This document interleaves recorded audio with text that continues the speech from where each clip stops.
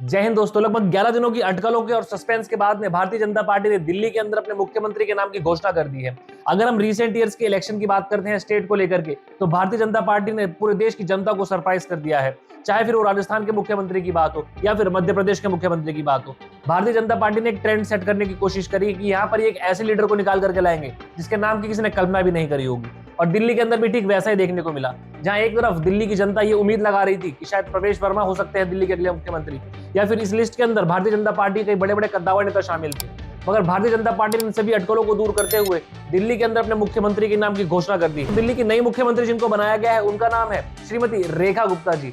रेखा गुप्ता जी दिल्ली के शालीमार बाग विधानसभा से चुनाव लड़कर के जीती है और पहली बार विधायक बनी है। पहली बार विधायक बनने के साथ साथ उनको दिल्ली का मुख्यमंत्री बना दिया गया है। मैं रेखा गुप्ता ईश्वर की शपथ लेती हूं कि जो विषय मुख्यमंत्री के रूप में मेरे विचार के लिए लाया जाएगा अथवा मुझे ज्ञात होगा, उसे किसी व्यक्ति या व्यक्तियों को तब के सिवाय जबकि ऐसे मुख्यमंत्री के रूप में अपने कर्तव्यों के सम्यक निर्वहन के लिए ऐसा करना अपेक्षित हो, मैं प्रत्यक्ष या अप्रत्यक्ष रूप से संसूचित या प्रकट नहीं करूंगी। दिल्ली के लोगों के लिए थोड़ा सा सरप्राइजिंग जरूर है, मगर अगर हम बात करते हैं भारतीय जनता पार्टी और उनके संगठन के बारे में, तो रेखा गुप्ता जी भाजपा और उसके संगठन के लिए बहुत पुराना नाम है। 1992 में उन्होंने भारतीय जनता पार्टी की छात्र इकाई एबीवीपी को ज्वाइन किया था। उसके बाद 1996 में दिल्ली यूनिवर्सिटी की प्रेसिडेंट भी बनी थी। तो लगभग 32 साल से ज्यादा समय उन्होंने भारतीय जनता पार्टी और संगठन के नाम दे दिया है, और शायद वही कारण है कि भारतीय जनता पार्टी ने इन पर पूरा विश्वास जताते हुए आज इनको दिल्ली का मुख्यमंत्री बनाया है। सिर्फ इतना ही नहीं दोस्तों, भारतीय जनता पार्टी के महिला मोर्चा इकाई के अंदर ये महासचिव भी रह चुकी हैं। इसके अलावा वर्तमान में राष्ट्रीय उपाध्यक्ष भी हैं, और इसके अलावा साथियों कई सारे ऐसे दायित्व हैं जिसपे इन्होंने अपना निर्वहन किया है। तो भारतीय जनता पार्टी के 30 साल से ज्यादा पुराने इतिहास के चलते हो सकता है इनको एक बहुत बड़ा मौका मिला हो।